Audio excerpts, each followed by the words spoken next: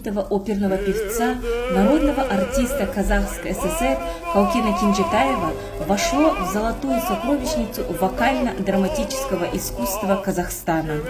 Он воплощал на сцене образы героев оперных спектаклей, снялся в более 25 фильмах национальной киностудии, привнеся в роли самобытность большого мастера, национальный колорит и высокий профессионализм.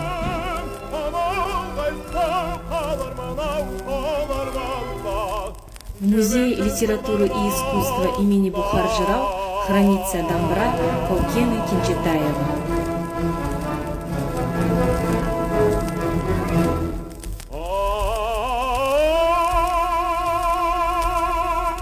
Многогранное творчество Каукена Кенжетаева занимает особое место в казахском национальном искусстве.